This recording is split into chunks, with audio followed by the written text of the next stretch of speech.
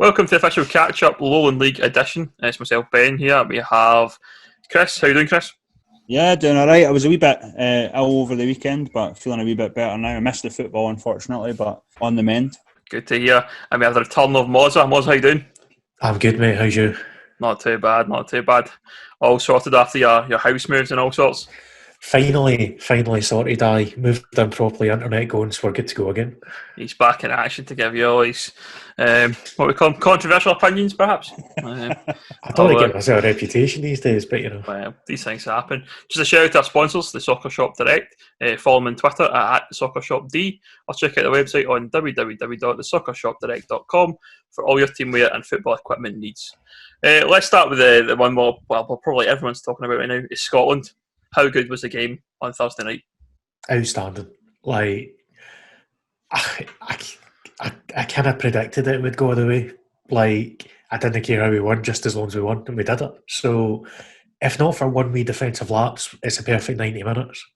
But for to be able to come through extra time and win it in penalties, brilliant. Can't say enough about it. I agree. I thought we had, 90 minutes, we deserved it.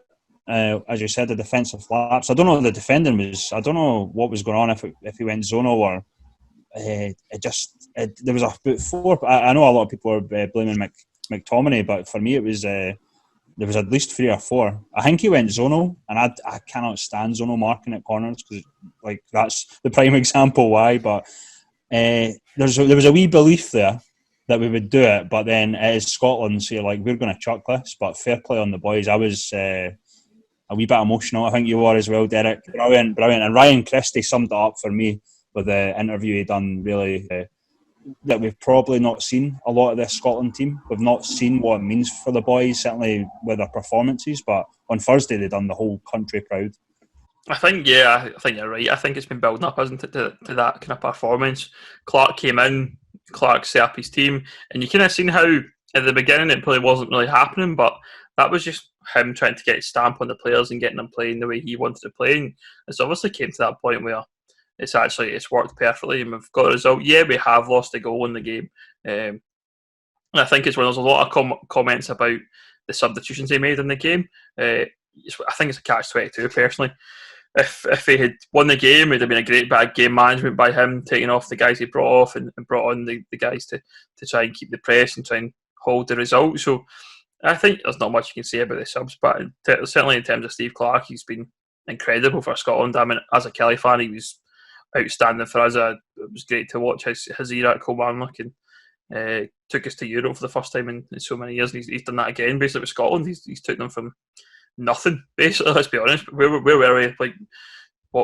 Almost 3 years ago, we were nowhere, and we're going to the Euros. So it's a great time. In mind, McLeish did get us into those playoffs as well. So kind of give him all your hat tip, but Clark's the man that deserves all the credit. Yeah, to mention though, I'll need to pick you up on the subs there. I think we were talking a wee bit about the game today, obviously against Slovakia, but Ollie McBurney, man, he adds nothing to the team. He's not a great footballer, and what I've seen, I know he's quite young and he can improve, but we're talking 20 million transfer fees to Sheffield United and everything. I don't see it. I honestly don't see it. He'd struggle to get into the BSC first 11. Well, I mean, you've got Darren Christie in your team. You're not going to get past Darren Christie, so let's be honest. I mean, it's going to be hard, isn't it, for Ollie McBurney with a guy like Darren Christie in front of you. So, it's a weird one, isn't it, with McBurney. He must have a great agent. I always think he must have a great agent that can get him gigs at other teams, because he seems to be never shy of a decent transfer now and again. And so, fair play. I think he's just like a born English Championship striker, isn't he? Because he was great with Swansea, but that's his level, I think. And we just need to accept that that's his level, and he's not an international player. He's not got that special something that you need at the top level. So, that's what it is. Does he not support Rangers, actually? I'm sure he's a big Rangers fan. He does. He's quite commonly tweeting about 55 on Twitter and all that stuff. So You'll see him at Rangers when he's about 30 years old or something, I think. Aye, for a payday. That's it. Nailed on. But that's the thing, it obviously depends on who the manager is, because I mean, if it was Gerrard's to stick around for a while, Gerrard's not going to suffer a guy like McBurney in his team. He's a passenger in that team, let's be honest. So, I mean, you probably will see him one day. He's probably desperate to play for Rangers at some point, so Maybe a wee loan move or something. Who knows? But nah, as you said, Derek, not a Scotland player for me at all. I think you've got to give guys like Griffiths a chance, Shankland, these boys that are not doing it. Well, you can say that maybe not Griffiths is doing it at club level now because he's had his problems. But when Griffiths is on his form, he's excellent, and I think he'll come good eventually for Celtic and for Scotland. So the thing with Lee is he's proven it at that level. We know he's capable. Exactly. Whereas McBurney's done nothing, and he's been given plenty of time now. It's not like it's been 2 games. So he's just not shown any ability, I don't think, to influence games. Fair play to him. We're criticising him a wee bit. I think that's a common thing as soon as we see him in the Scotland team. He did put away his penalty, and we are through to the Euros. I'm looking forward to it. I know I've organised a few trips down to London, I think. Yeah, there might be a few hotel rooms booked. there may be hotel rooms booked, I said. We'll see what happens. And in fairness to McBurney, he did put away Michael Stewart that night as well, so that was quite fun.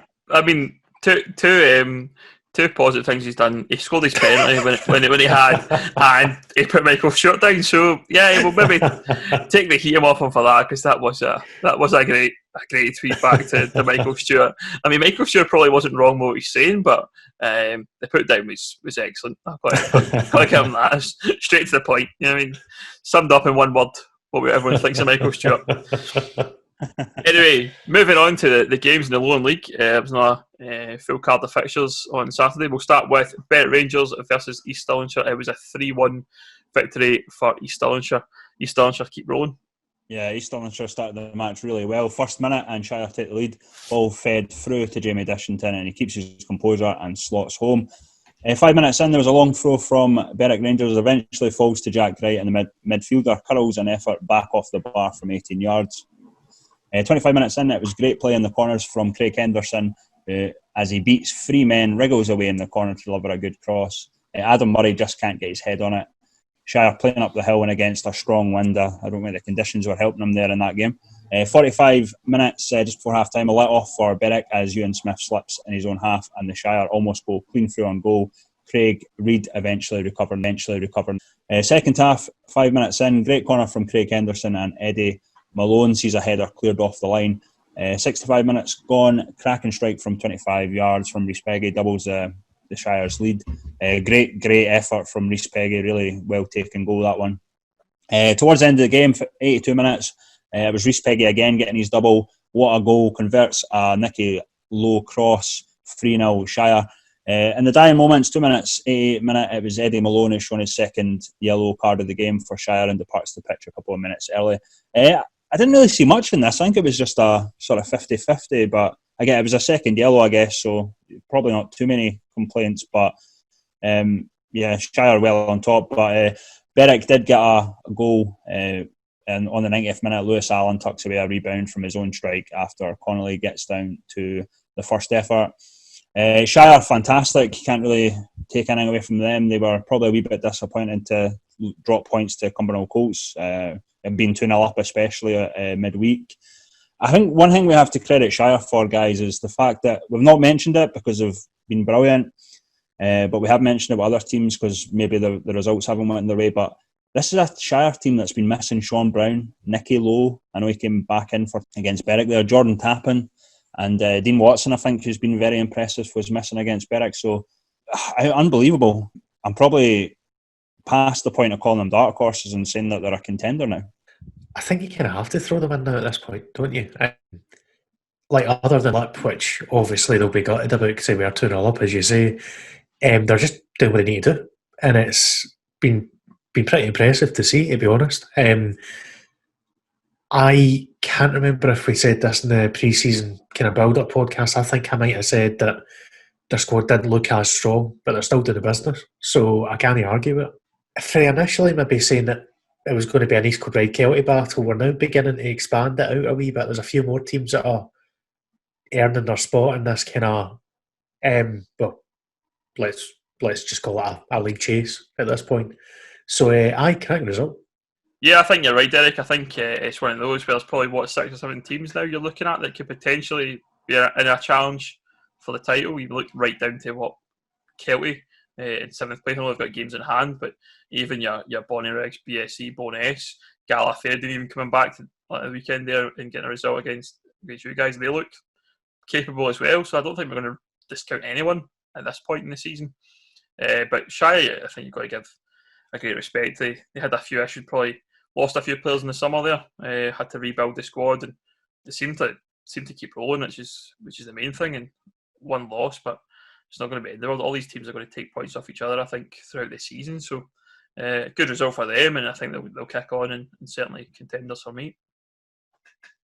Next game on the card was Cali Braves versus University of Stirling, and it was back to winning ways for University of Stirling. It was a 3-2 victory at Alliance Park. More disappointment for Cali Braves as well in a season that's kind of going from bad to worse at the moment. But started off on the right foot for the Braves with Jack Smith firing them into the lead in the 14th minute. Good interplay between the striker and Neil McLaughlin in the Stirling half. Put him square 1-on-1 with the keeper, and he does what he does best. Jack Smith put it up back in the net for 1-0. 2 minutes later, Stirling pulled back to level terms. Lavery Downey linking on the left, ball across, and Jason Jarvis, Esquire, their home equaliser. On to the 28th minute, ball into the box for Uni, and Jamie Penker was there to fire them into the lead. And that hashtag feed the Penker coming back. And then the last kind of action before half-time, Stirling had the ball in the net again, with Penker heading home at the back post. However, there was adjudged to be a foul for a push in the build-up. I think it was against Penker as well, but half-time it was 2-1 to Uni.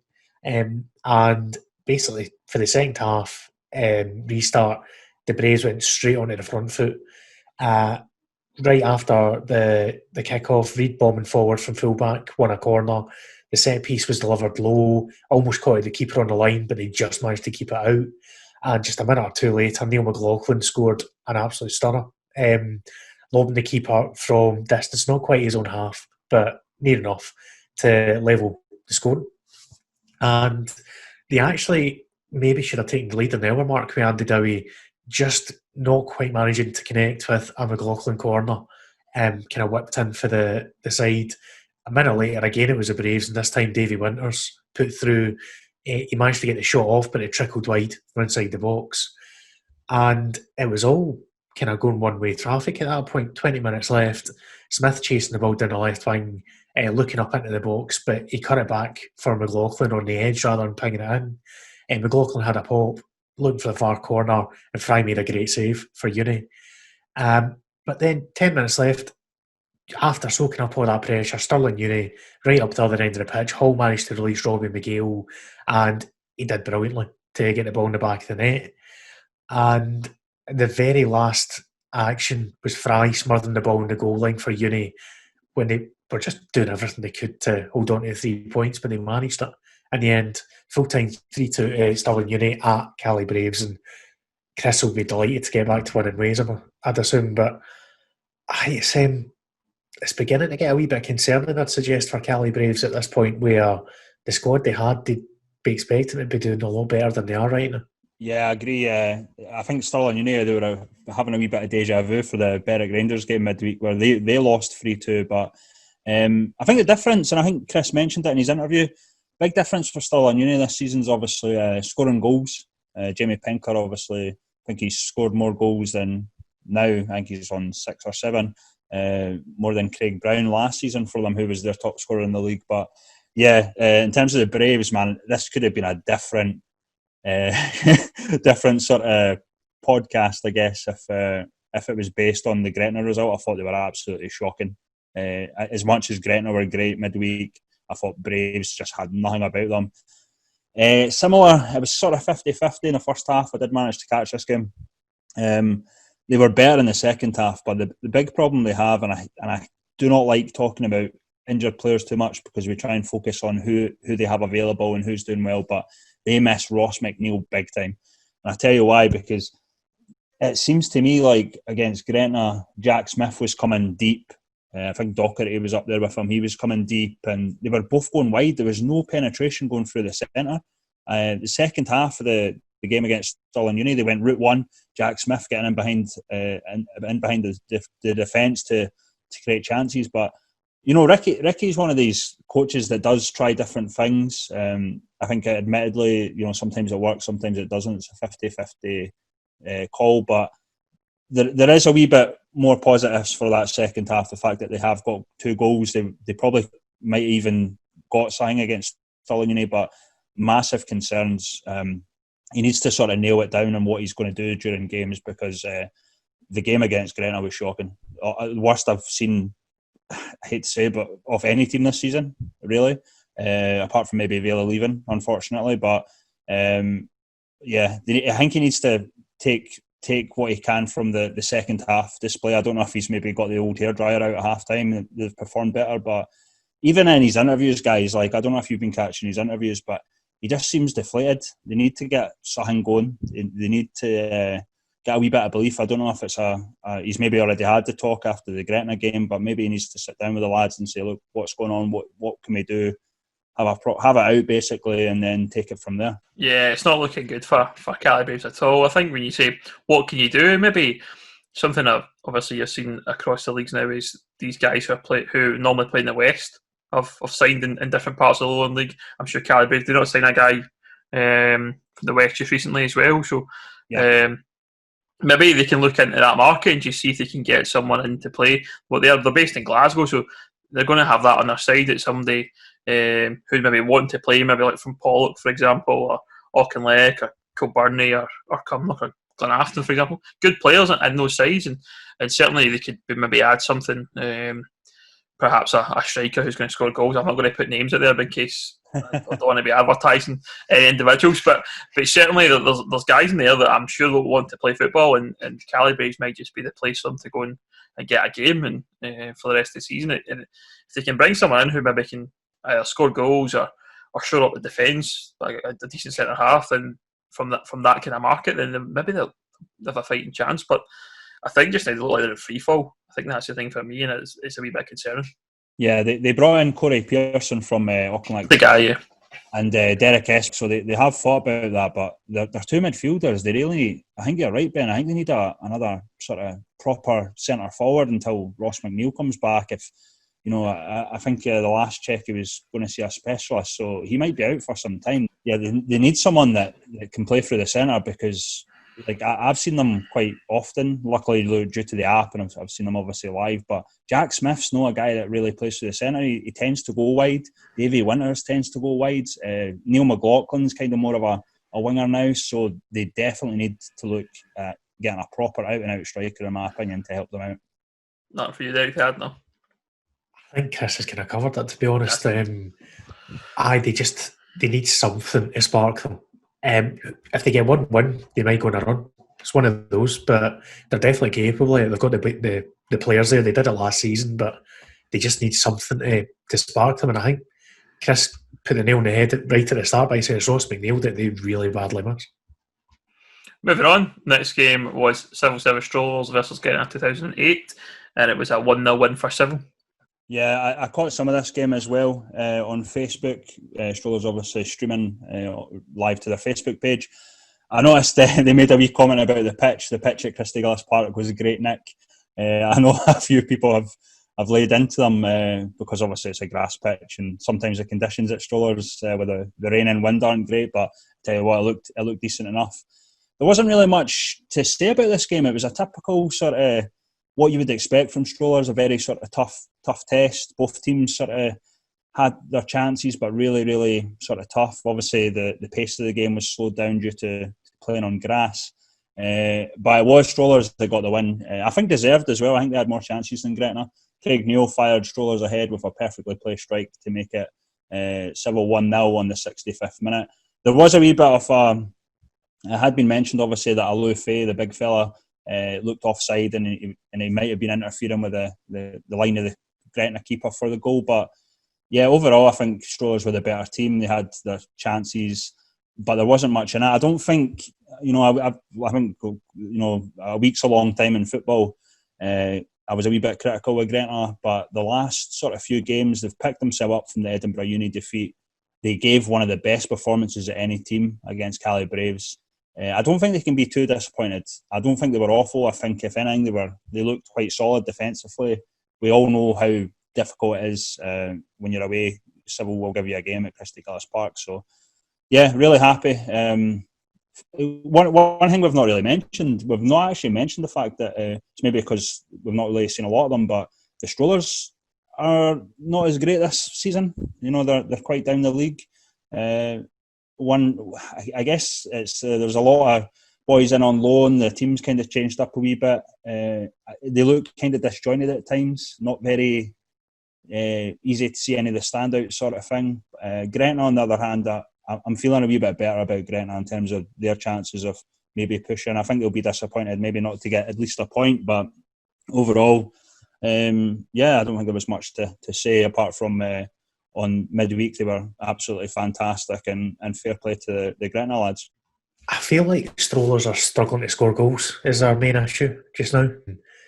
They're still solid generally. Obviously, they're a wee bit further down the table than they'd like to be, but if you throw a goal scorer into that team, they'd be a fair bit higher in the table, I think. But obviously, we know Gary knows what he's doing, Gary Jordan, so I wouldn't really be too worried about where they are right now. And I agree with you, Gretna. Even though we won relatively comfortably when we went in there, I was impressed with the way they played, and they're definitely a much better squad than they were last season. I think that's pretty safe to say. They're quite easy on the eye as well. They play good football, which is always nice to see at this level. But Civil will be delighted to net the points there, because it sounds like it could have gone either way, and Gretna will be gutted at not being able to steal a point there, because that would have been massive for them as well. Okay, next game we're going to head to Elcroft Stadium, and it was WT Star versus Edinburgh Uni. It was a 0-0 draw. It sounds like a bit of a boring match, perhaps. Shall we say? I think we're going to say as much on this as it sounds. To be honest, there wasn't a lot out there about this game. We don't know too much other than both sides just kind of matched each other up, and there were very, very little in the way of clear-cut chances. And it's a scoreline that neither side would have wanted either, because both sides are struggling just now at the bottom of the table. Dalbeattie had their game postponed this week, midweek at home to East Kilbride, so they were going in fresh. Whereas Uni had lost 4-1 away to Gala. But they're now sitting 15th and 16th in the table. Uni's goal difference is 10 worse than Dalbeattie's as it stands as well, which is something to keep an eye on. But Stars get 2 games in hand, so we'll see how those go. And to be honest with you, the two of them are fortunate potentially Vale Leithen are there, because if not, they would be a lot more worried about where they're sitting right now. But we'll see how they kick on and play their next games, but they would have both gone into that thinking that's a must win, and neither side will be happy with a draw. One thing to note though, I think even 16th might not be safe this season, depending on how the way the East go in terms of teams with a licence. So right, I think you're spot on there, Derek. Obviously both teams would have wanted the win there. It's too early to call on Dalbeattie. I mean, they had that good win against Stalin Uni. Obviously Edinburgh Uni beat Gretna, so I think it's still quite open at the bottom, apart from maybe Vale Leithen, who have obviously, have struggled a lot. But it wouldn't surprise me that maybe the likes of Dalbeattie or Edinburgh would pick up a few wins. But the worry for me in terms of right at the moment at the bottom is definitely Vale Leithen having all their games. I was just going to say they're conceding quite a lot of goals as well. Is another worry that I know of. I think we'll probably come on to Vale Leithen soon, but I think for the other sides is that the concern maybe if they do get one win, for example, and they still haven't picked up any more points, they're going to be right back in amongst it and have that concern. So they're probably fortunate at the moment, but I mean, if Vale's form turns around, then you're going to start to worry if you are Dalbeattie or Edinburgh Uni or maybe even Cali Braves or Gretna, who are kind of 6 points off the bottom, but. It'd only take maybe one win and it's all back in open play, and a wee bit concerning for those teams. But as we said, Vale even are looking a bit desperate at the moment. I think similar to what we said about the chase for the league, that it'll be decided by the matches between teams pushing for it. It'll be exactly the same at the bottom of the league. It'll be decided by those kind of games between the sides that are fighting to stay in the league, basically. So it'll be interesting to see how things go. All right, moving on to the next match. It was East Kilbride versus Bo'ness United, and it was a 1-1 draw at K Park. Bo'ness continued to pick up points against these other sides. Yeah, a fantastic result for Bo'ness, and we really have to consider them to be strong title contenders. I know we've been, I think, mainly you, Ben, actually, to be fair. I think you've been sort of calling it out that they've been doing really well. In terms of East Kilbride, obviously, at K Park, you would probably expect them to get the win here, but Bo'ness never made it easy, as they didn't midweek against BSC in the thriller 4-4, but it was them that took the lead early on. Xander Miller races into a through ball and brilliantly finds the corner of the net, giving Bo'ness an early lead. Into the 20th minute, and case to the possession. Andy Murphy called into action once with a tip over to deny Paul Woods. 27 minutes played, Chris Erskine flashes an effort inches wide from the edge of the area for the hosts, and they did get the equaliser on the 36th minute. Chris Erskine on the byline puts the ball back to the 18-yard line to Paul Payton, who passes to Craig Malcolm just inside the box, takes a touch and fires it home. So it was 1-1 at half-time. 49th minute into the second half, ball over the top. Malcolm through ball, tries the lob over the keeper, but it goes narrowly past the post. Midway through the second half, Malcolm heads over unmarked in front of goal after a very slick EK build-up. And from what I gathered, what I read, I think EK were really trying to push for the winner. They were probably maybe the better team in the second half, but it did finish 1-1 at full time. Great performance and result from Bo'ness, but a challenge one for East Kilbride. I'm sure they wouldn't want to drop any points at home, but I think we're in terms of this game, we're talking about two top teams, potentially two top title challengers this season. I was impressed with Bo'ness midweek, I must admit.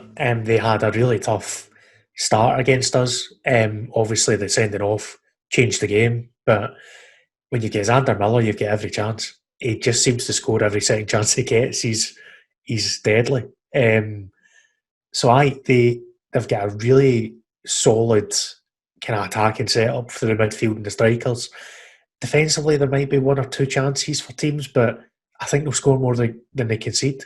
So I think they've got every chance of being right up there at the end of the season. Bo'ness, we'll wait and see if they ease off towards the end of the season, like has happened previously with certain teams. But Max was also very complimentary of ourselves, and he was saying that game would basically have made them stronger, and I think it proves that they're going into it. These big games with no fear, and they're more than a match for any team in this league on their day. So I fair play to them. Kilby might be a bit disappointed not to get the 3 points by the way the second half went, but you're not going to win every game this season. So it's just dust yourself off and move on, you know. To go to K Park and get a point there for Bo'ness is an outstanding result, though. Just to add to that, Derek, I think you're right. I don't think we're going to see these sort of massive unbeaten runs or winning runs like we had last season with some of the teams. But I did read Max's comments about BSC. BSC Brazil, I think you're now known as. Brazil Sports Club, I believe, was the reference.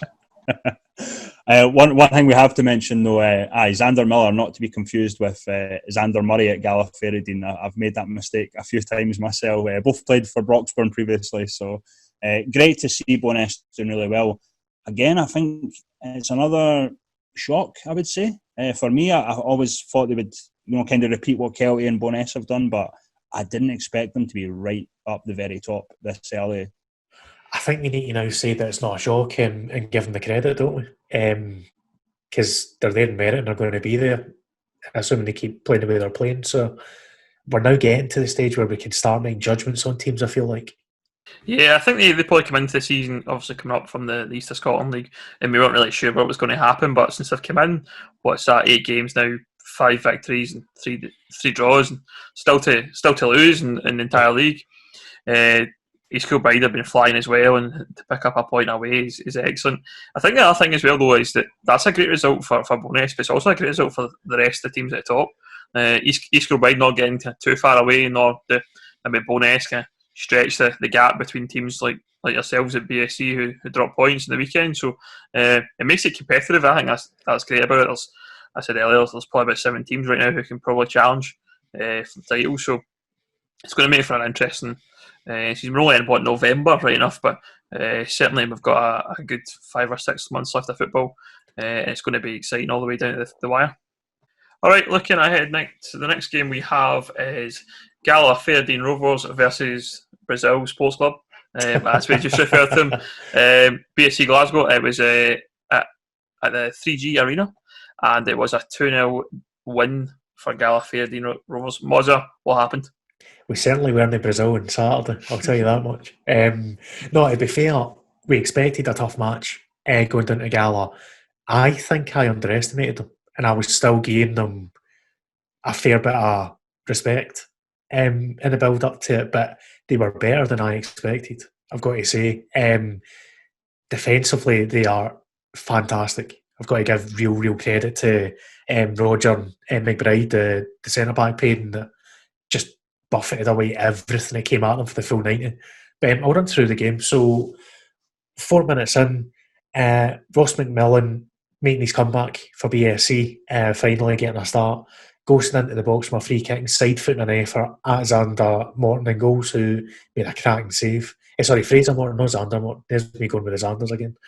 16 in, we got a tweet for BSC that kind of summed up the opening stage. As everyone knows, we've got about 50 million Jamies in the squad now. 4 of them were in the squad because Jamie Mills was actually out for that one. Work commitments, unfortunately. But one of the changes we made was Stephen Barr playing in goals after Davy Wilson's red card midweek. And he made the first of 3 1-on-1 saves, so he was fantastic on Saturday. Ross Aitchison breaking through the BSC line after a great flick on for, I believe it was Phil Addison, and he managed to get down well and block the midfielder shot out for a corner. So it was 0-0 at half time, and it was just waiting for a spark, basically.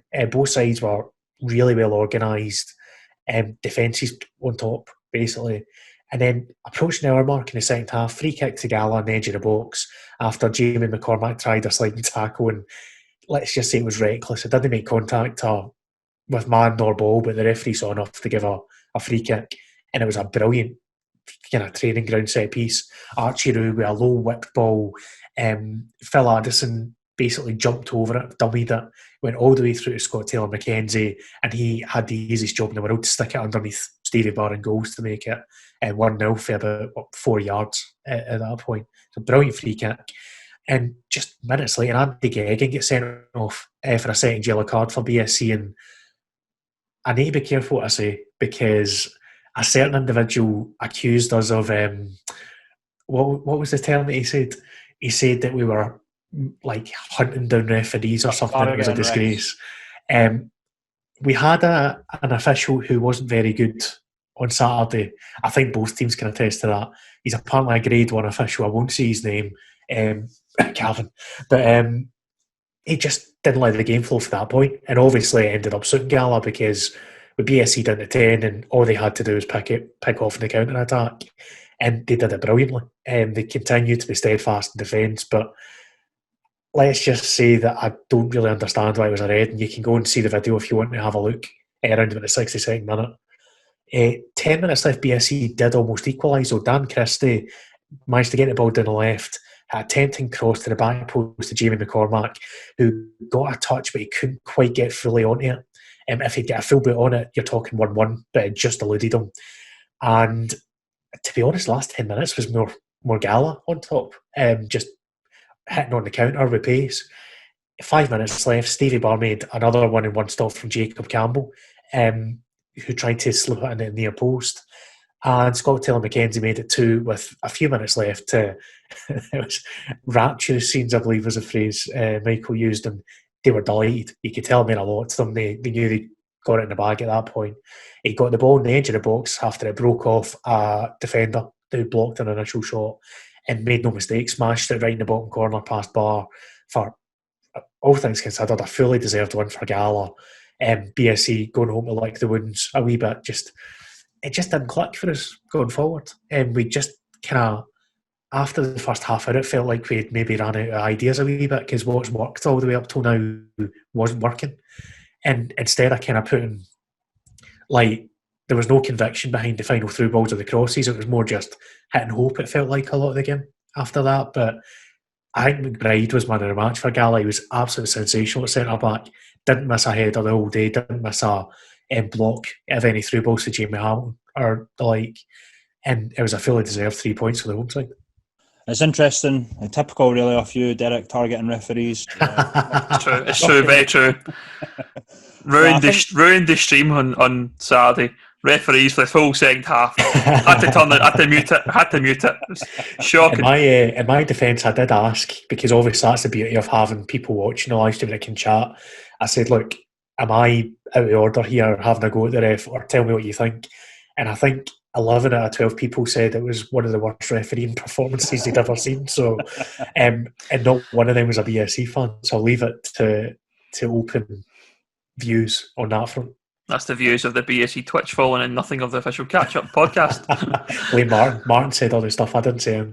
It's great to hear about Craig McBride doing well. Obviously, a very experienced player at this level. Great to see him doing well. But for me, Scott Taylor-Mackenzie has been brilliant for Gala. I have seen Gala a few times this season. They have been really impressive.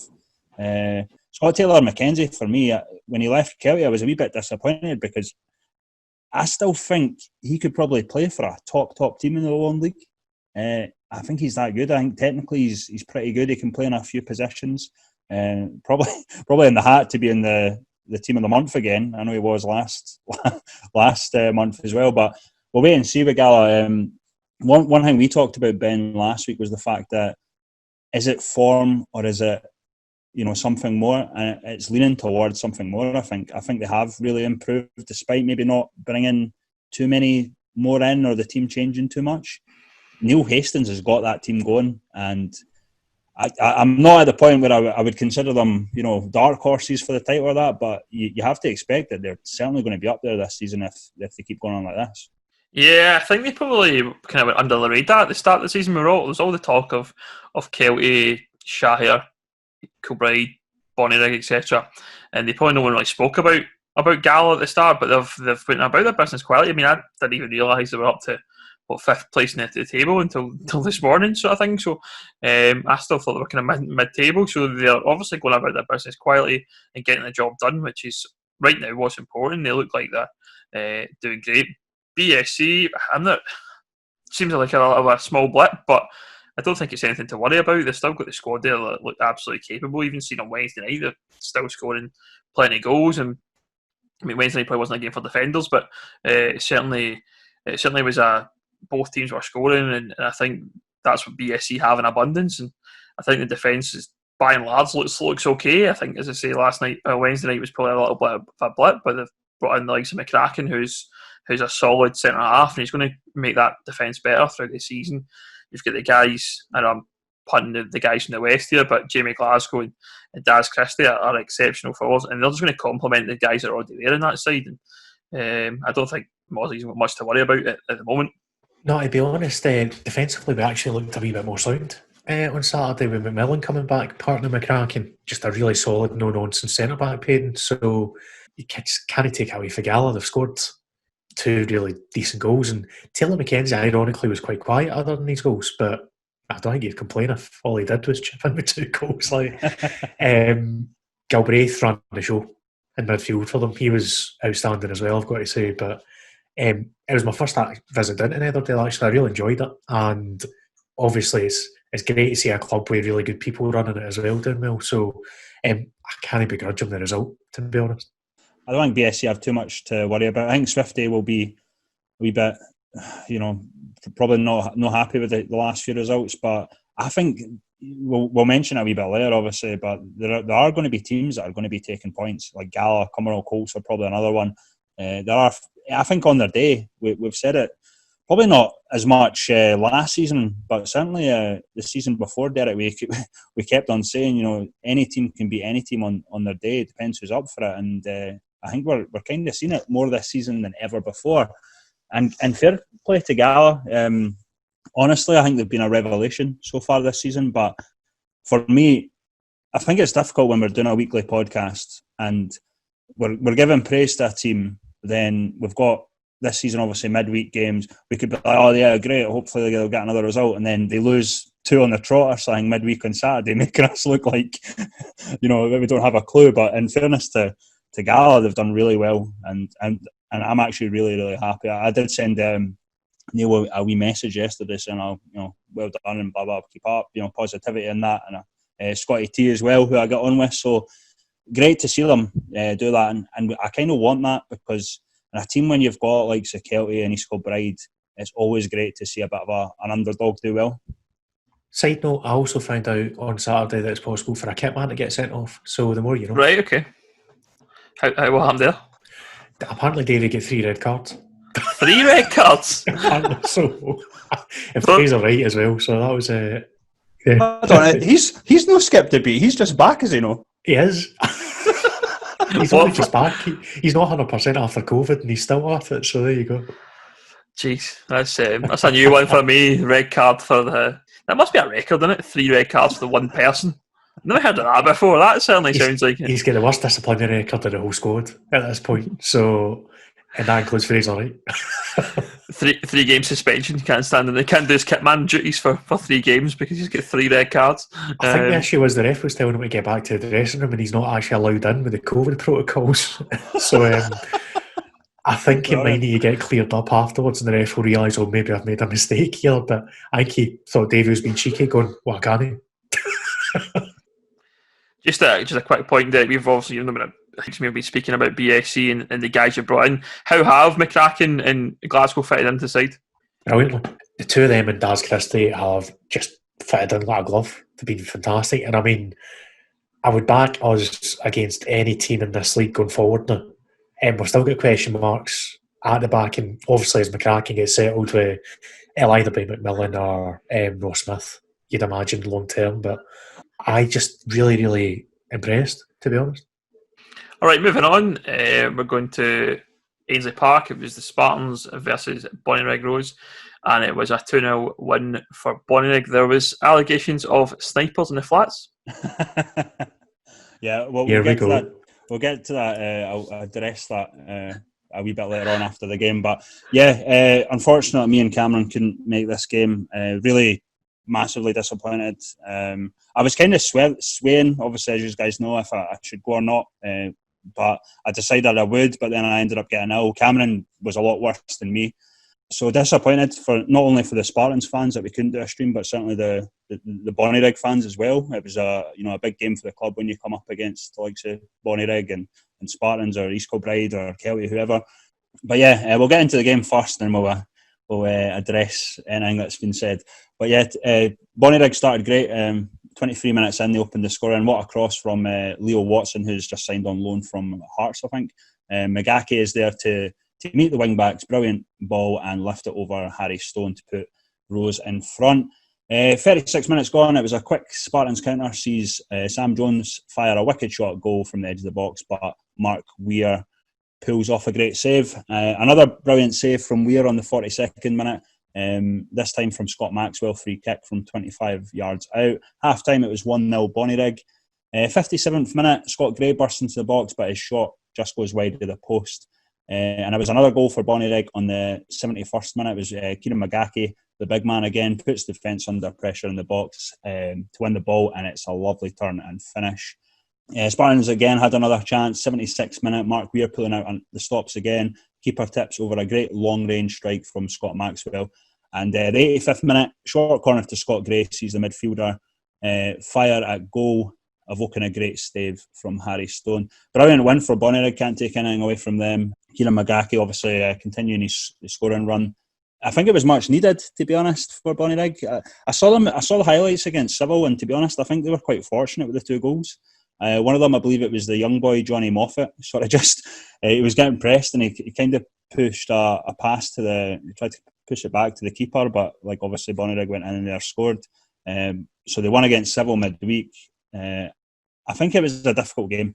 For me, I think Spartans are definitely in a transitional sort of season, because if you look at their lineups, for example, Cammy Dawson was starting against Vale Leaven, he scored. He wasn't playing against Bonnyrigg. It seems like Doogie's kind of switching up every week, and I don't think that's anything to do with having midweek games. I think he's just switching it up to give guys games. So it's interesting to see. So getting into the sort of social media aspect, obviously, Mark on the Spartans Twitter, guys, obviously he's mentioned that, in fact, a lot of people don't realise he actually mentioned it twice because he said the same about George Hunter, but Kieran McGackie seems to be the one that's been spotted because obviously he scored the 2 winning goals. Yeah, that's nothing to do with me. I don't know why I was dragged into it, but what happens, Bonnyrigg were the same when they played East Stallinshire, but I think we mentioned it obviously with the diving claims and all that sort of stuff, or being cynically taken out or whatever. I don't really care about that. To me, that's football banter, but there was a thing mentioned about one of the production guy who does the Bonnyrigg highlights. He brought in the fact that me and Cameron weren't at the game because we were ill. I thought that was a wee bit personal, in my opinion. We're not on this podcast making fun of players that are injured or that, and I think that's the same. Why would you slag another? I guess it lacks professionalism, basically. And obviously I had my say on it, but you know me, guys, I'll say my piece on it and then the next day it's forgotten about. But obviously people did see it, so it has to be addressed on this podcast. I'm quite clear with my opinions because you can hear them on the podcast. I did take a wee, I think at Kieran McGackie on what was said with Spartans, but to be honest, if we are being completely honest, I think Kieran McGackie does have a reputation as one of those players, and it's not a knock on him as a player in terms of what he can do as a striker. I've always rated it. I said it in the tweet again. It's social media, you know what I mean? People read into two things. Like, I've literally said, I rate the big man, and it's like, oh, you're talking about his quality and that. I'm like, I said I rated him. What are you talking about? This is a problem with social media sometimes. I think people read too much into it. But if there is an issue with that tweet, and I have spoken to a few of the Bonnyrigg guys, come to me. Like, you say it every week, Ben. If you've got anything wrong with what I say or what you say, our DMs are open. Let's talk about it. But no, the illness thing just annoyed me because I think that was nothing to do with football.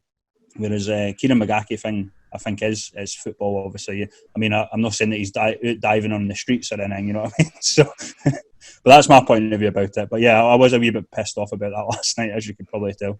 I think you're right, Chris. I think if he has got a bit of a reputation for being a bit of a diver, then so be it. I mean, that's just part and parcel of football, and you've got to be a bit thick-skinned to take that criticism or that banter, just take on the chin and just lap it up, if you like. But it's a strange one because it's probably not the first time I've had that situation where Bonnyrigg have been a wee bit upset about what's been said in social media. So it seems like it's a recurring theme, if you like. But just on your point about the guys with the kind of to do with the production that not being able to make it, I think people have to remember is that the majority of the people involved at our club level who are putting on these productions are volunteers. They're not getting paid to do the job, and I don't think it's right.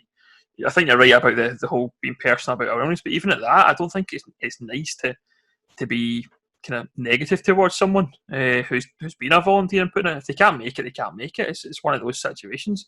Bonnyrigg may be lucky that they've got a production team and they're paying the guy and he's able to turn up every week because he's getting money. Who knows? But certainly, I agree. I don't think it's right. It's not fair. I think just to kind of sidestep another topic, I've seen something on a well-known BBC TV show the other night that was absolutely panning club media people, and I just thought, I'm okay with that being about banter if it's something that's funny and a bit silly, but they were not taking the piss out of the quality of what's been put out there by volunteers, and I don't like that. It doesn't sit well with me, especially just now where we've got a situation where no one can go to the games. We're doing our best to try and show people the games and keep them updated, and there's just no need for that in this time in football.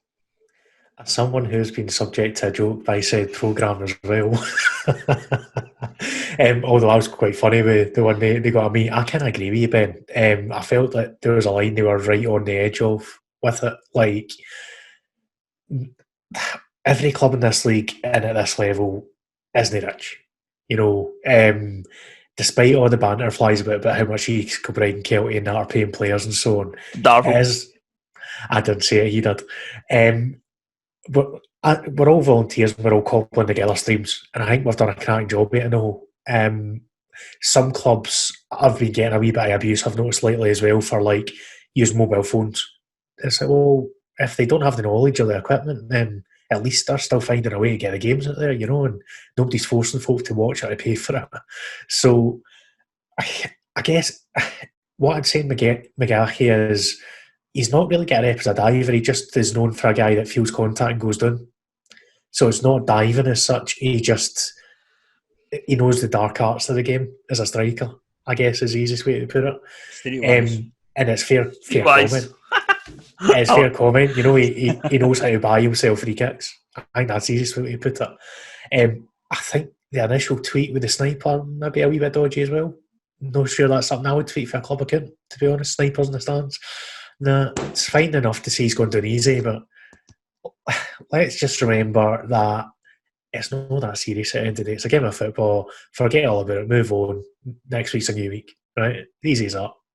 Yeah, I think you're right. I actually think you're right, Derek. But I know Mark does have a reputation, you know, that the Spartans obviously, they have been a top team in the Lowland League. So it's a bit like Rangers and Celtic. You want to you want to win against them, no matter. And Mark's the type of guy, and I don't have to defend him here. He can speak for himself, but he's the type of guy that you do want to catch out and get the best off as well. So there was that to it as well. And it's the same with probably Andy Williamson at Shire.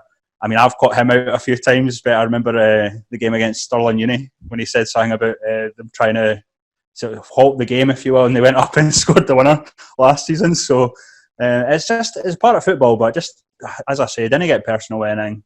I don't feel like I have, but as I say, if there is any issues, you know where my DMs are. You can catch me on Twitter. Side note, that's a yellow card for bringing the old firm into this podcast. Don't do it again. And also, if just a word to everyone out there, if you do hear of snipers at football matches, report to the police. That's a great idea. Don't put it on Twitter. Report it to the police. There's no need for tweets about snipers. Get the police on the phone and let them know. Can we get back to talking about the 30 stewards at different clubs now? Oh yeah. I've never seen so many people in high-vis jackets in my life at clubs at the moment. It's impressive.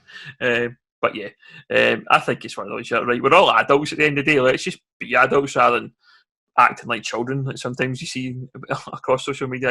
It's just poor.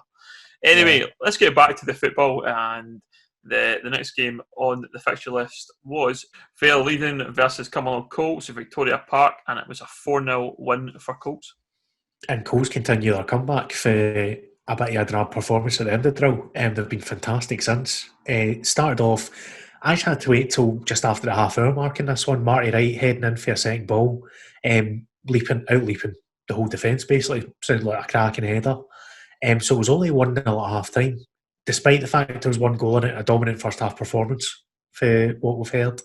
And then Colts turned it on in the second half, basically. So Marty Wright got his second on the hour mark, with Stephen O'Neill's shot being cleared off the line, but right there to take his chance and make the most of the opportunity. Lewis Bonner get the third on 67, turning his defender in the box and slotting home into the corner. And with 10 minutes left, Lewis Bonner got his second, heading home from a James Grant corner. So 2 braces, 4-0. Colts have been brilliant since they played BSC. So I kind of feel like I can't easily judge them because it feels like it's 2 different teams that I've seen. I've not seen their good side, to be honest. So you've got to give them credit that we gave them a challenge after that game, and they've gone and done what they need to do, and they can beat any side on their day, can't they, Chris? Yeah, the Colts are a funny one. Like, it wouldn't have surprised me that they went and got the first away win against East Stirlingshire and then went to Victoria Park and drew this, but they've done really, really well. You know, Colts are one of those teams that they play against the bigger sides. They like to spoil the day. We've seen it against Kelty, we've seen it against East Stirlingshire recently, but EK, I remember, were away to Colts, I think, when they were at home against Colts, I think, when they were going to win the title, but Colts sort of spoiled the party.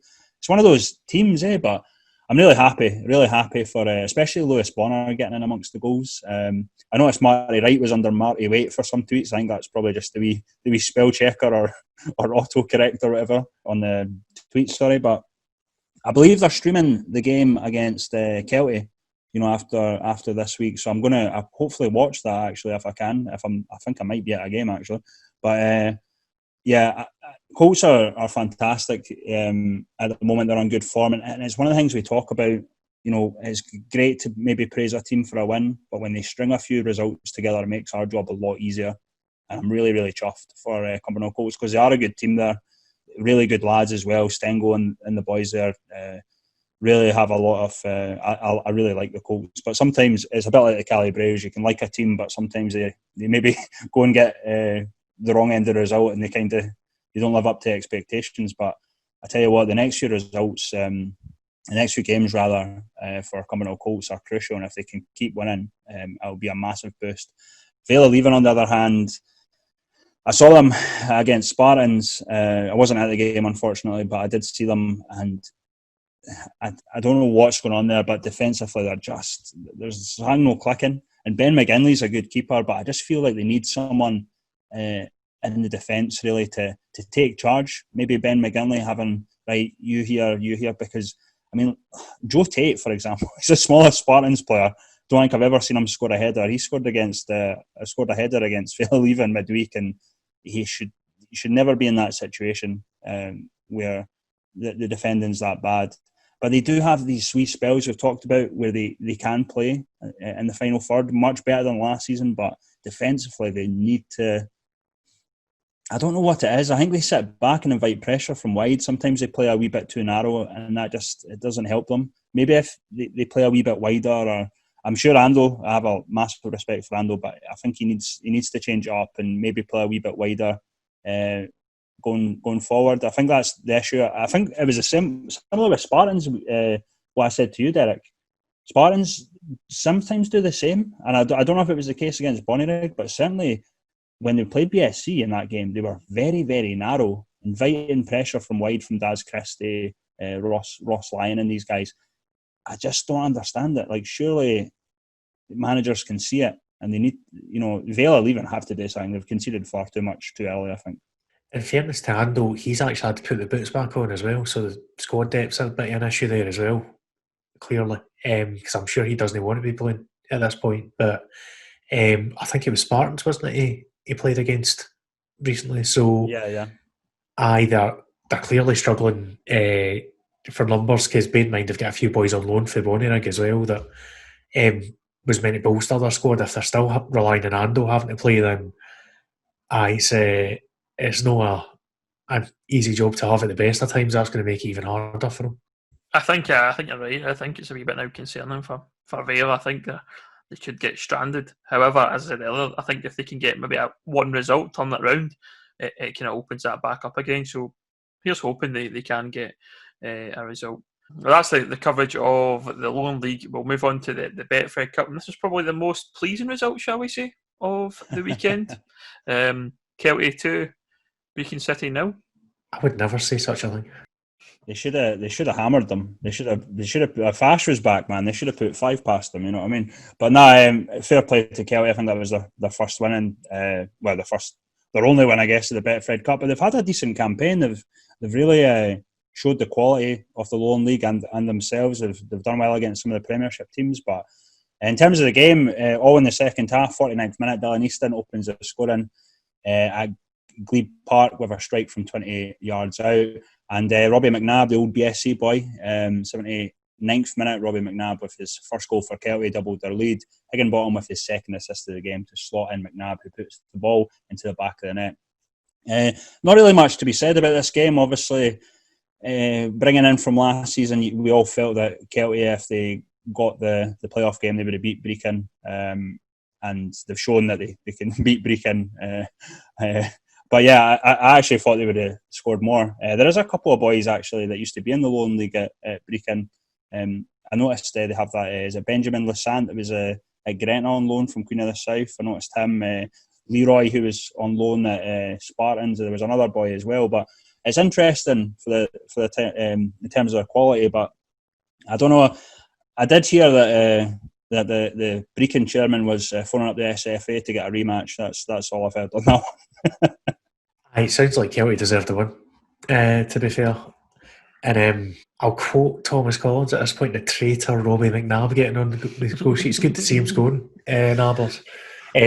Obviously, it's a good move for him going to Kelty, and he seems like he's chipped in with a couple of goals. In fairness to him, he's not really known as a goal scorer, so fair play to the boy. But I think it's what the game shows more than anything else is the quality. The gap just isn't a gap between the bottom end of League Two and the top end of Tier 5. So the more games like this, as far as I'm concerned, the better, and hopefully we'll get more chance to show in the Scottish Cup as well that we are more than a match for that level, and that we just need to get automatic relegation sooner rather than later. Simple as that. Do you reckon a future Lowland League side, Derek? A future Lowland League side.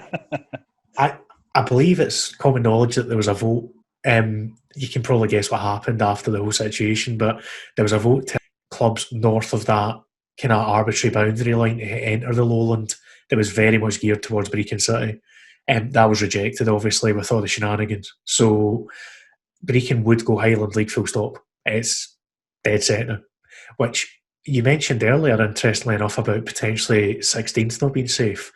If Brechin were to be the team that are relegating, a Lowland side went up, potentially you're looking at two sides promoted in that scenario. So it opens up a wealth of possibilities, but it's far too early to tell in terms of League Two who's going to be going down. But just to throw something out there, I don't know if you two guys have seen this. Did you see Brian Reid, Albion Rovers manager's comments today? I did hear some things over media at the weekend. I didn't really read too much into it, but I know they have been chirping a wee bit about something anyway. I would say. The words league reconstruction yet again have been mentioned, despite the fact that it's been now proven they can't agree on it. The SPFL, obviously Brian Reid's thinking, here, my side might be a wee bit in danger here. Albion's not started too hot. Let's kind of talk about it again, because it was your usual buzzwords of crisis and all that stuff. So, Ferrari. Aye. No Ferraris yet, no. Just, it's the usual story though. These League Two clubs are obviously just desperate to retain their position, and they're genuinely scared of what's coming. Yeah, I think that result as well probably makes that worse for them. The fact that Kelty have went and got a result against Brechin and have shown themselves to do well against like a Peterhead through the week there. So yeah, I think you're right that these teams are going to be worried. There's only going to be more teams like Kelty coming as well, so that's the other thing. We've talked about plenty already that they're quite really concerned, and certainly watch out over your shoulder because we are coming from below. They need to remember it's a pyramid, not a pyramid scheme. You know what I mean? I like it. It's definitely one to remember. Does that make Neil Doncaster the Wolf of Wall Street? Basically, isn't it? He's like, but remember, we're all in this together. You've got to remember that we're all in it together until there's a vote. That's always seems to be the way in Scottish football right now. Anyway, that's the roundup of the matches over the weekend. We'll look on now to what's coming up on the next week, and it's Soccer Shop Challenge Cup action, and we're going to start on Friday night. It's East Stirlingshire versus the Spartans. Yeah, it's a tough one. Again, both teams have a bit of a rivalry, I would say. They don't like each other. So, going on form, basically, strictly from what I've seen and what's been said and everything, basically, in terms of the league, I would probably, East Stirlingshire at home, you would expect them to win that game. I'm going to go with that. I think Shire, the way they're playing just now, Spartans obviously are kind of a wee bit in and out in form. You'd expect Shire to win that, but cup football, there might be changes, especially with the kind of condensed schedule we've got now. So we'll wait and see how strong the lineups are as well, because that could easily put a spanner in the works. Just before you go on, Ben, one thing I have to say though, if it is a transitional season for Spartans, they might be looking at the cups. I believe they are joint with East Kilbride and winning the Soccer Shop Challenge Cup. So it could be one that Dougie's looking at and saying, well, if we're not going to sort of challenge in the league this season, we might go for a wee cup run. It's not a bad shout, I think. Yeah, I think in terms of the league, you're looking at them already in the league table. They're probably far enough off the bottom. They're not going to get relegated. They're probably not going to win the league either from the position they're sitting in. So yeah, let's go on a cup run and get a trophy. That's probably a really good shout, actually. Moving on to Saturday, and the first game we've got here is Largs versus Dalbeattie Start. Now, obviously, co-winning, getting papped out by Socky in the cup last Wednesday. I have a free weekend, and it's a wee bit upsetting, not going to lie. I love the cup, and I just want to see Largs' name there. It does get me a wee bit upset that we're not in a cup for another year. We got papped out in the second round last year of the Junior Cup, and were out in the first round of the Soccer Shop Direct Challenge Cup. But looking at Larsdale Beatty, I think it's going to be quite a close game. Personally, I don't think I've seen much of Largs that excites me, to be honest. I haven't seen them play yet, but we play them a week on Saturday, however. But I don't think that they're up to much from what I've heard. And they'll be probably the same, but in the Lowland League. But I think they might have enough to put Largs out. I'd imagine Largs will fancy their chances. That's one thing I'd say. It's one of those kind of classic cup ties that could go either way, and I don't think anyone can make too confident a prediction beforehand, because I'm pretty sure it's two sides that haven't actually met competitively. So I'll keep my eye on it, as I will with a lot of these ties going forward, that will throw two sides together that I've never played. I think it's really interesting this year, the Soccer Shop Challenge Cup. I think I asked you about Largs a few weeks ago, because especially on social media, I've kind of grown a wee bit of a liking for them in terms of the west of Scotland. Obviously, getting to know some of the west teams, I think they do a decent job. In terms of on the pitch, I've not really kept up with things, but it's a tough one to call. But being at home, I'm sorry, I'll have to go with Largs, I think. Fair play, yeah. I think you're right. Mozart, it's one of those where there's these ties coming up between decent west sides and your kind of Lowland League sides, and obviously east as well. So it's going to have some sort of excitement, I'd imagine. But it's one of those that I'm not massive on Largs right now, but not for any particular reason. I'm not hating on them as such. It's just I haven't seen anything that really strikes any excitement for me.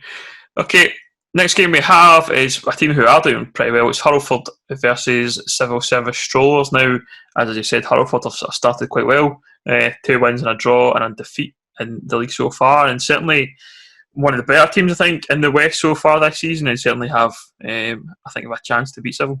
I've seen a wee bit of Hurlford. It's great, obviously, on the streams, because the west of Scotland's 2:00 kickoffs. 1:45 now, isn't it? So it's 1:45 now, yeah. Yeah. So I get to see like the first half of a lot of the games, and then east of Scotland's usually 2:30, and then obviously the Lowland's 3:00 most of the time. So I've really been impressed with Hurlford from what I've seen of them, but I still feel that Gary Jordan's no mug, and he can pull out results, especially maybe not so much in cup games, but I think the win at the weekend's probably done them the world of good, and I think it'll be tight, but I do fancy Strollers for that one. I'm going to go for the shock just because I'm going to tip Hurlford to win that. But I think, again, it's two sides that don't know each other really, and Civil don't score that many goals. So it wouldn't surprise me to say a wee surprise or a wee shock. Yeah, I fancy Hurlford here. I think they've looked great so far. I've not watched any of their streams or anything, but I've seen the highlights, and they look good. I think they'll do well. Definitely a tough match for any team in the West, and certainly I don't expect it to be a walkover by any stretch for Civil. Next game we've got is Upper Arundel versus Berwick Rangers. First for the win for me, I think.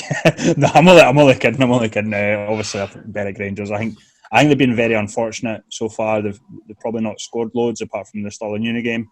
We keep going back to that, but they should be, good enough to get the win away at Uppers there. I'd agree with that. Berwick are a solid side that know how they want to play, despite the fact they've not scored many. I think this is a chance for them to get a couple of goals. So we'll go with Berwick. Then it's St Anthony's from the West versus East Kilbride of the Lowland League. St Anthony's scraping by against Irvine Vicks on penalties in the first round.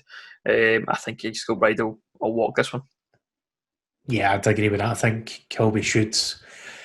They'll probably rotate the squad a wee bit, I'd imagine, for this though, which gives you a wee bit of a chance if guys aren't as fresh that are playing from the Ant's point of view. But you'd fancy Kilby to win that regardless, wouldn't you? Yeah. St Anthony's another one that I think they do really well social media wise, promoting the players and the club there. But yeah, you can't. East Kilbride flying at the moment at top of the league, the Lowland League. So it's straightforward. East Kilbride win there. Okay, next up is New Mains. It's another West versus East or Lowland League tie rather. It's New Mains versus Edinburgh Uni. I think I think New Mains could do it here. They're obviously a conference side in the West, but I mean, Edinburgh haven't started brilliantly, so they're right at the bottom of the Lowland League. New Mains are the type of team that probably are going to be up for this and want to get a bit of a, I guess you're going to call it a scalp because they are in the league above in tier 5. So yeah, I'm going to fancy New Mains here. I kind of fancy them to have a chance here as well, to be honest. Uni need something though, so if there was ever a bounce back chance, this was it for them. And playing against a conference side in the West and just trying to keep a clean sheet first and foremost. But I'm going to go home one. Edinburgh Uni for myself. I don't think they've been that bad. I know obviously they got beat 4-1 off a Gala midweek and they drew with Dalby, but there has been spells, and I think against, well, in quotations mark, a weaker side or a lower side in terms of levels, I think they'll fancy it. Like, as a way though, I think the home and the away ties are going to make a difference, especially. I know there's no fans there, example, but it's new territory for a lot of these teams in terms of going there. Really depends who turns up on the day, but I do fancy Edinburgh Uni to get a wee bit of a bounce back in this competition. Next up, Renfrew versus Bonnie Rose. Providing there's no snipers in the stand, I think Bonnie Rose will win this. Yeah, Bonnie Rose. If they get a few penalties. Oh, there's the fishing rod out. I think this could be a cracking game. To be fair, you still fancy Rose to win it, but on paper, that's one of the ones that caught my eye, definitely, for this weekend. So next up, we get Dalkeith Thistle in the East versus BSC Glasgow. Got to fancy BSC here to bounce back.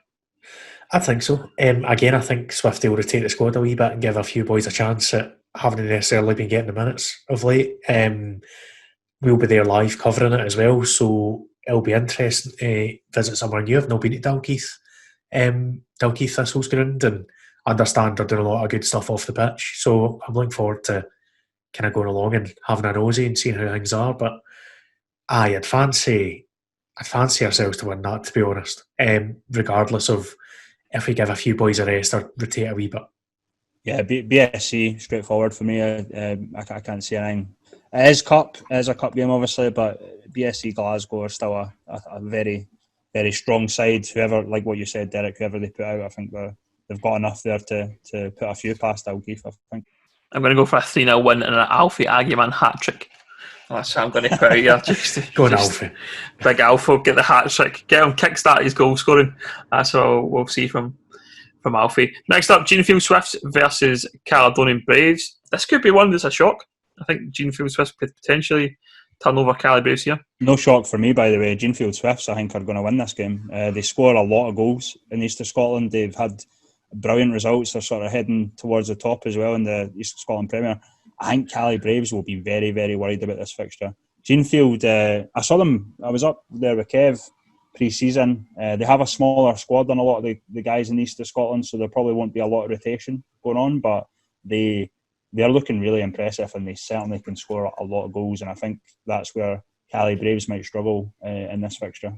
And Genefield's got a fair bit of experience for the higher levels as well, don't they, in the squad there, so I agree with Chris here. I actually think Genefield might take that and maybe buy a couple of goals. Okay, it's Vale Leithen versus Heston Rovers. Could this be the game that maybe kind of kickstarts Vale Leithen scene? Possibly. I think it's as good a draw as they could have got. Heston will probably be happy with the draw as well, right enough. They'll fancy their chances of getting a scalp, but you've got to, if you're Ando, you've got to look at that and think, right, let's get a win here and get a kick started. We're not going to get a better chance, I don't think. Vale will even have to win this, in my opinion. If they don't, I think it's, the heads are going to go way down compared to anything they could have had in the Lowland League in terms of losses. But I think they're strong enough to beat Heston, in fairness. Okay, it's Grenagh 2008 versus Pennycook Athletic. Again, it could be another game for Grenagh to pick up a result and kick on from there. I think this could be a cracker. Again, it's another one that jumped out at me. We know Cookie are more than capable of playing some good stuff and scoring goals. Gretna, I think this year, with the squad they've got, likewise, can play some really nice stuff. So I'll be intrigued to see how that one goes. It could go either way. I'm going to give preference to Gretna, just purely because of the home side, but I'll be keeping a close eye on it. I think it's going to be tight. I have been very impressed with Gretna recently, as we've said previously. But Pennycook are a very strong East of Scotland side. Yep. And we have to give a wee bit of a shout out to Liam O'Donnell, who had, the game against Whitehill was abandoned at the weekend due to a serious injury he had. Obviously, never good. So hopefully a speedy recovery. But Pennycook, as I say, are a strong side. I think it'll be tight, but Gretna at home, I think they have to go in it thinking that they're going to win. But I don't think it's going to be easy. Pennycook have shocked a lot of teams. Think about the Scottish Cup last season when they put out Cumbernauld Colts. They went on a wee bit of a run in the Scottish Cup. So both teams will fancy this, I think. It's Bo'ness versus Burnt Island. Got to fancy Bo'ness to keep doing what they're doing. They probably have a team, like we mentioned earlier, a bit of squad rotation perhaps, but I think they'll still be capable of beating Burnt Island. Yeah, I think that's a home win to finish us off with the slate. I just can't see past Bo'ness in that one, to be honest.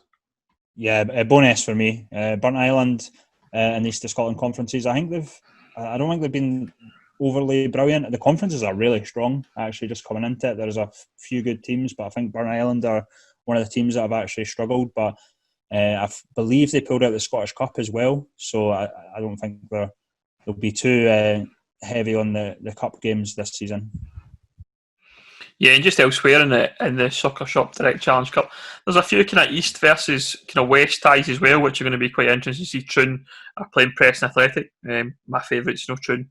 Got a good result at the weekend, and I think could be a good tie. Darvel head to East Houses Lily. I don't know much about East Houses Lily. I've never even heard of them until now. Do we know much about them? They always seem to get unlucky with the draws. I remember, I'm sure they played East Kilbride like twice last season. They always end up with the bigger teams for some reason, but I think they can sort of do it on their day, but I would expect Darvel to win that one. Yeah, I'd agree here. East Houses are a side that kind of did the opposite, didn't they? Because I think they went for East of Scotland to the East Juniors and then back again, if I remember rightly. So they did the opposite to the general direction of travel at that point, but kind of good historic side. I don't really fancy them to win this one. Elsewhere, you've got Linlithgow Rose versus Kello Rovers. Got to fancy Rose to win that. They need to win it. They've been really poor. I've watched, I think, 3 or 4 Linlithgow Rose games. They've not been great at all. Really, they've drawn far too many games against teams that you would expect them to beat. They've got a great team there. They have lost a few players, I think, due to I believe it's obviously the crunch, money-wise. They've tried to do it through that things, and obviously teams are all in that sort of similar boat, I guess. But they've still got a strong team there. They need to start picking up wins. No even just in cup games, but certainly in the league too. But I've not really been impressed with Linlithgow. The 4 games I've seen them, I think they're, for the team that they've got there, and I didn't want to be too harsh on them, but they should be doing it a lot better. I'll be honest, I don't really kind of come from a point I haven't seen very much of Rose, but it's a bit of a concerning sign when you see guys that have only just joined them leaving the club very quickly, and there seems to be a fair bit of upheaval and a fair bit of unrest there. So it feels like they need some positivity there, don't they, in terms of grabbing a win. And the final standout game within the kind of East versus West is Broxburn versus Meadow. Meadow started quite well. Broxburn are a good side. This could be a close one. That's a cracking fixture, by the way. I think we have shouted out, Derek, that Broxburn are doing a fantastic job with the social meadow. It's a social meadow. Social meadow. There's a podcast title. They have been doing well with the social media and the streams. The 2 guys on commentary mentioned Irvine Meadow. I'd actually, as I say, I've not really been checking too much in terms of the west of Scotland, but I believe they are still a strong side. That is a potential to be the fixture of the round for me. I think absolute cracker. Yeah, I think this is one to keep an eye on, definitely. I don't really know which way that I don't think I would put a prediction either way. I'd just kind of wait and see how it plays out. But I think both sets of fans will fancy their chances of going through here, won't they? Yeah, I agree with that. It's both great sides. I think in terms of the Meadow. They brought in the new management kind of around about kind of January, February time last year, and they're starting to kind of reap the rewards of that. I think they lost their old manager Brian McGinley through difficult circumstances with the committees and such like, and they brought in James Latt and Colin Spence as a kind of co-manager duo type thing, and they seem to be getting it from the players. They were ex-players themselves in the team, and they've stepped up to be kind of full-time managers. But certainly the way they've started really well, got some results, and pre-season they looked pretty good as well. So I think it's going to be close, but I'm going to go for Meadow as much as being a co-winning man and their rivals. I think Meadow have got a chance certainly to pull off a victory and kick on. You're going to get shot. I know. Get shot, mate. I'm just trying to bait folk out on social media and see who listens. That's all that was about. So yeah, that's the roundup of the Soccer Shop Challenge Cup. We'll just we'll round up the podcast. We'll just do our usual plugs. We'll start off with you, Moza. At Moza Plays on Twitter and everywhere else, basically. I'll get stuck for a game next weekend. I'll be live streaming the Dalkeith Thistle BSC Glasgow game for the Challenge Cup. So you can find the details on my Twitter as well. Fire over to you, Chris. I'm sorry, I won't be joining you, Moza. If Broxburn are streaming that against Irvine Meadow, I'm definitely at that game, I think. But yeah, you can find me at Rampant FM. Any issues, just DM me, like I said. You can find the Catchup at Official Catchup on Twitter, Lowland League Catchup on Facebook, pretty much either Official Catchup or Lowland League Catchup everywhere else. And yourself, Ben? Yeah, I won't be doing much this weekend because, of course, we are out of the Soccer Shop Challenge Cup and there's no league fixture. So I'll be getting the luxury of pick a stream and just sit down and put it on the big telly and watch one of the games. As you say, Chris, if that Broxburn game's on, I'd be quite fancy to watch Broxburn versus Meadow because I'm not going to see anything from the West because I'm at the club every Saturday and doing our own stuff. So it'll be good to see how these teams have started. But otherwise, get me on Twitter at Mr. Ben Grant. It's probably the best place if you want to give me abuse. If you are on Pie and Bovril, for example, and you don't know my Twitter handle, that's how you get me on Twitter. If you can't get me on Pie and Bovril, because there's some utter numpties on that website right now. I'm trying to point that out. I broke my silence in Pie and Bovril. Oh, really? Because I'm just going to lay it out here. See if you're trying to call another club a pointless club when your own club has decided not to play this season. Glass houses don't. Like, I very rarely comment because it's not worth it, let's be honest, with some of the phone buying Bovril, but I browse it every so often and lose my sanity when I do so. That's exactly what I did. I normally just go in and post our live stream details and just kind of see the scores on a Saturday night from the West. But I read a thread the other day that suggested that by posting about matches on social media is only going to alienate fans. I don't know what numpty came up with that, but that is possibly the worst thing I've read in Pie and Bovril. By the way, see that West forum? If you think conspiracy theories between certain fans on Twitter are bad, some of the stuff in that West forum is unbelievable, like alien abductions and all sorts. It's brilliant. It's wild, isn't it? It's just wild. But anyway, don't want to listen to the Pie and Bovril podcast, but certainly those guys need to get a grip. Anyway, we'll just wrap up there. Thanks all for listening. As always, remember to check out our sponsor, The Soccer Shop Direct. You can get them on Twitter at The Soccer Shop D or on the website www.thesoccershopdirect.com. Until next week, thanks guys, and we'll see you later.